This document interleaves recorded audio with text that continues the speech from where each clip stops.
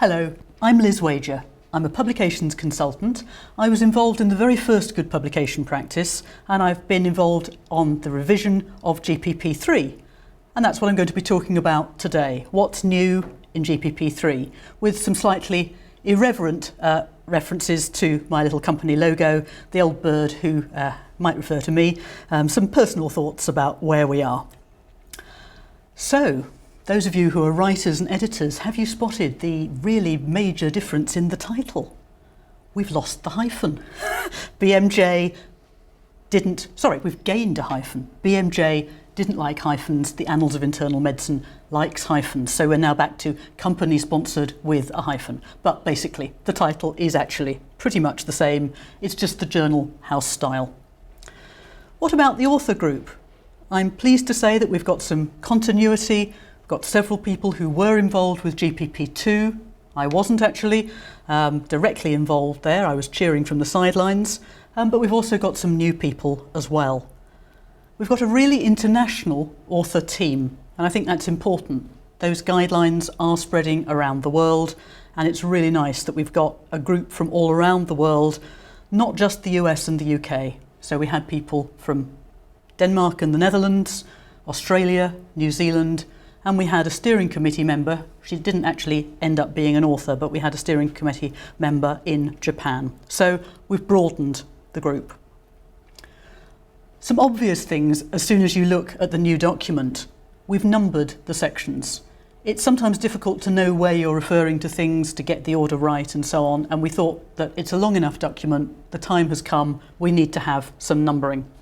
You will also notice that the order is different. And I sort of apologise about that. It's not so easy to compare, and I know you have to look in different parts of the document, but we think we've made it more logical.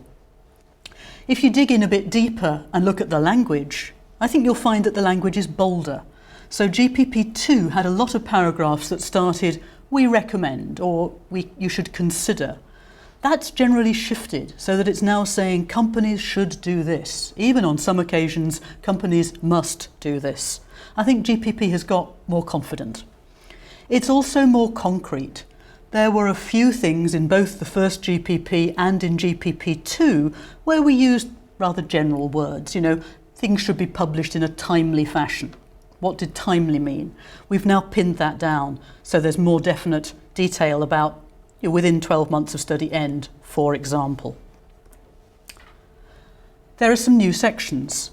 The principles that we didn't have before. A whole section on studies that should be published. Perhaps not so much new information, but really highlighting this. Something on plagiarism that we perhaps didn't mention. Something on data sharing.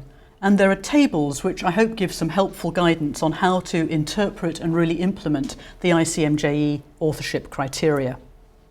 So, starting with the principles, and I will admit that those were my idea, so I'm rather keen on them. This is the really quick version. They are longer in the paper. So our idea was we wanted something short. The trouble with revising guidelines is they always tend to get longer. So you end up with a long document, and that doesn't suit everybody. So the idea of having 10 core principles, something short, something you can use for training, also perhaps something that won't go out of date so quickly. It's the details that tend to go out of date. The core principles, you hope, will stay the same. So that's an idea as well. So what are these core principles? Publish all your trials. Follow reporting guidelines and laws. Follow the journal requirements. Involve everybody in publication planning, stressing that it's a collaboration. It's not just the company and it's not just the authors. It's a collaboration between them. Have a written publication agreement. Give authors access to all the information they need for the publication, including the study data. The authors remain responsible for the content of the publication. The authorship list should be accurate and really reflect who's done the work. You need to disclose the role of the sponsor, and you need to disclose the conflict of interest of the individual authors. So, as I say, our idea is to produce a handy document, something that might be useful for training and promotion, that won't need such frequent revision, and should perhaps help determine future recommendations. If something new arises that we haven't predicted in GPP3, we've got the principles that we can refer back to. And yes, I know somebody had 10 commandments before us, but they seem to have stood the test of time, so we thought it was a good idea. Something I'm really pleased about that I think is a difference in GPP3 compared to GPP2 is the really clear commitment to publish all clinical trials. I really think things have changed since GPP was first being discussed back in 1999. In those days, companies were even resistant to the idea of trial registration, let alone the idea that they really had to publish everything. So GPP1 was an important landmark to say that companies should endeavour to publish the results of all their clinical trials of marketed products.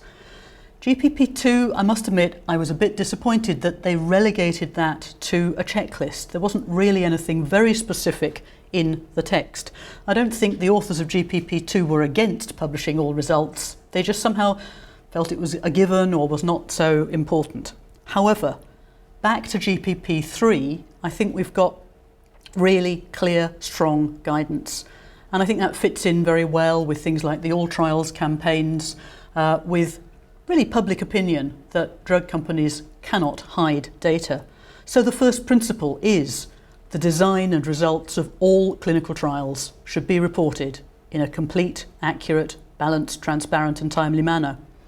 Then going in looking at the first section on publication planning, it said that the plans should ensure that both positive and negative findings are published. And then in the section about what should be published, findings from all clinical trials should be made public, ideally by publication in a peer-reviewed journal. So I think there's really no wriggling around that. There's that really strong commitment, which I'm very pleased about. I mentioned that I think the wording has tightened up. GPP2 referred to timely publication. Okay, so what do we mean by timely? We've really followed the guidelines from IFPMA and Pharma and so on. So basically it's within 12 months of study end with certain allowances or up to 18 months at the latest. And we've split it out between licensed products and products that perhaps don't get licensed. So I think it's nice that we're in line with industry standards, but also that we make it clear what do we mean by timely.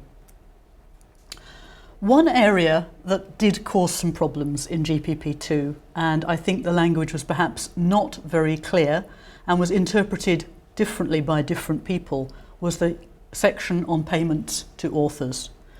So I want to go through this in a little bit of detail. GPP2 said it was okay to reimburse reasonable out-of-pocket expenses. That's unchanged. Accommodation, travel, attendance at meetings, that's fine. GPP2 then said that companies can pay for specialised services, and they gave as an example statistical analysis, which you would not expect all the authors perhaps to be involved with. GPP3 has extended that, and it said it's fine for companies to pay for publication activities such as statistical analysis, medical writing, editing, or similar services. So we've made it really clear that it's okay to pay for those, so long as those payments reflect the services provided and are at fair market value. So you're not paying somebody over the odds as an incentive. The wording that I think caused some confusion in GPP2 was this phrase about no honoraria should be paid for authorship. And some people interpreted that there should never be any payment to authors, which frankly was ridiculous. There are lots of authors who work within drug companies, people who qualify, who've worked on clinical trials, who qualify as authors. They don't suddenly get their pay stopped just because they're working on a publication. Of course they're being paid. And I think it was the distinction between authorship, i.e. putting your name on a paper, and being an author. There was also a completely backward logic that I never understood of people saying, oh, this person has been paid, therefore they can't be an author, which was never said in GPP, but somehow was extrapolated.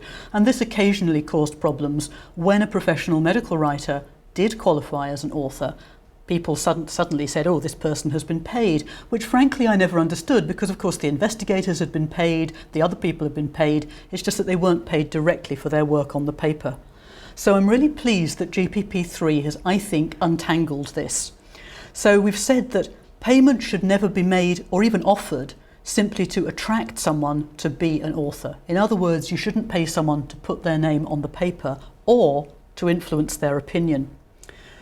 We recognise that some companies have said, okay, it's difficult to prove motivation.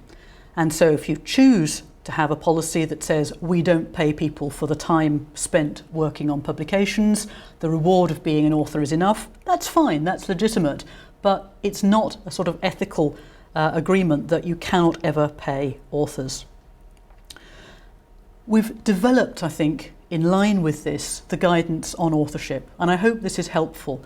ICMJE is a really good starting point, but it's not always easy to really put it into practice. And so one of the things that GPP really stresses is that authorship is about a substantial intellectual contribution to both the research being reported and the publication.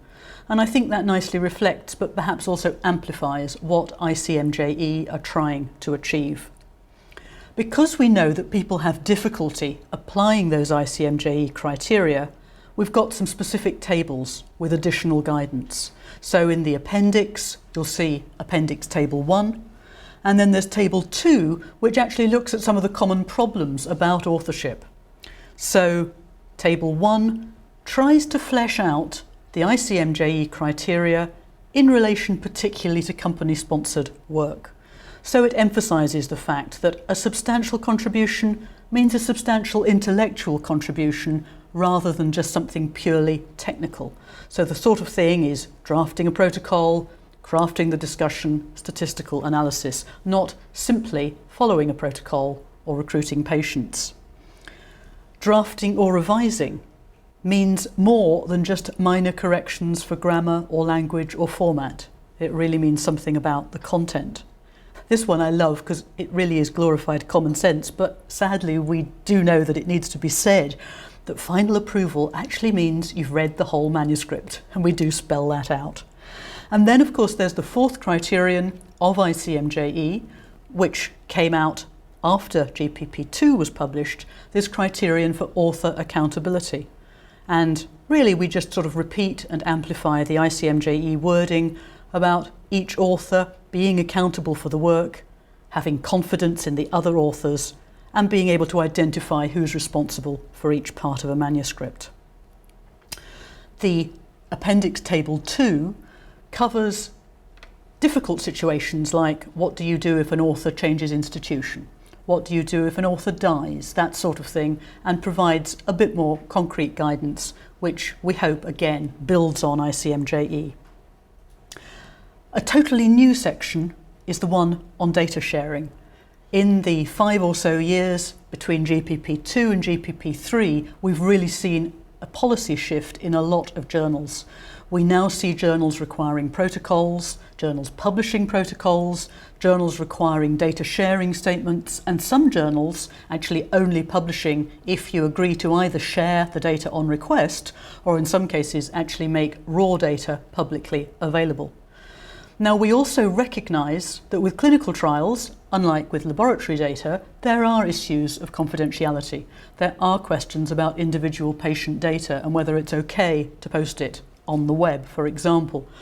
So I hope we've put in a balance there, but generally we are encouraging people, first of all, of course, to go along with whatever your journal requires, respect whatever the journal asks you to do, but go a little bit further. So we're saying that in addition to that, we recommend that sponsors do grant access to patient-level data to appropriately qualified researchers on request. And of course, that should be redacted to protect confidentiality. So I think we've gone just a little bit further. This is a recommendation, it's not a company's must, but we're trying to predict the trends and say this is really the best practice. If you can share the data, this is really good and transparent and an ethical, good ethical practice.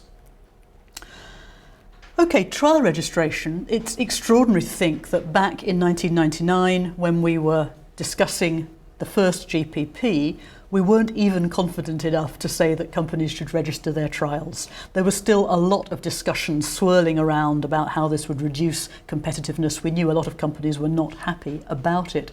And this is an area, I think, where we've responded to public pressure, to pressure from journals and so on, and just got a lot more confident. And it's really nice to know that trial registration just is considered the norm. I don't think anyone will consider this controversial, and yet when we developed the first GPP it was. So some practical things that we really do recommend: registering all your studies and then including the trial registration number, even if that's not required by a journal or a congress.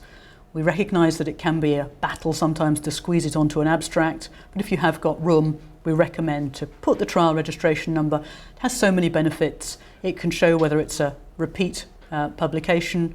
It can link through to some details of the primary outcomes, and so we feel that there are great benefits in trial registration. We've actually also gone a step further and said that if, for whatever reason, you are publishing results of a study and it wasn't registered, you ought to actually make that clear. So you ought to indicate that the study was not registered and give the reason for that. So, quick summary. What do you need to do? That was a very quick sort of taster, if you like, of some of the main changes in GPP3. So what should you as companies do? I recommend downloading it and really checking it carefully.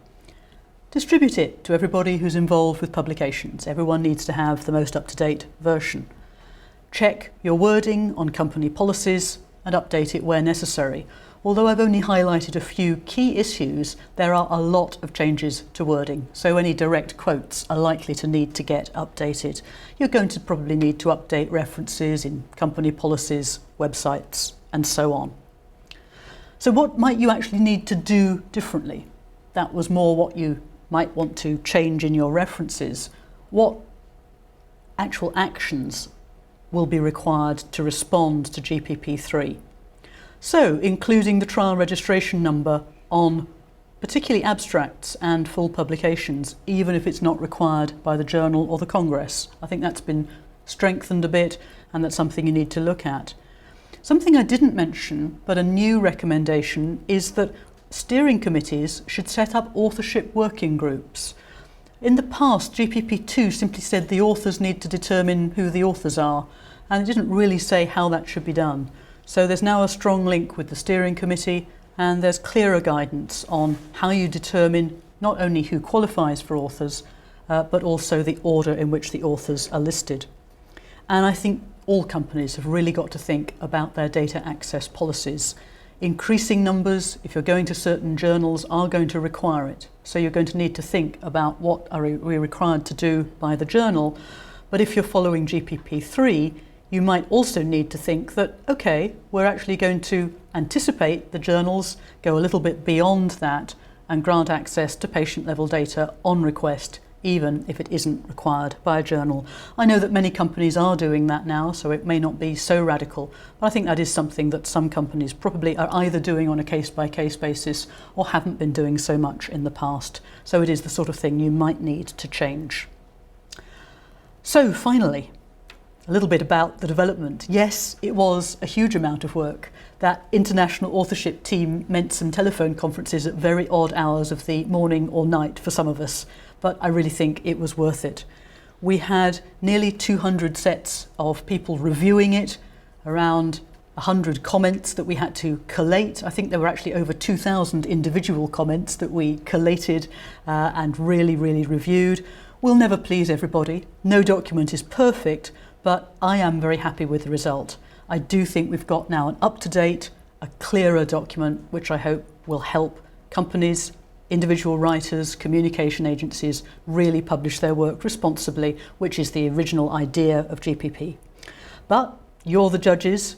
Only time will tell. We'll discover what's clear and what isn't clear. It's over to you now, really, to put it into practice. Good luck with that, and thank you.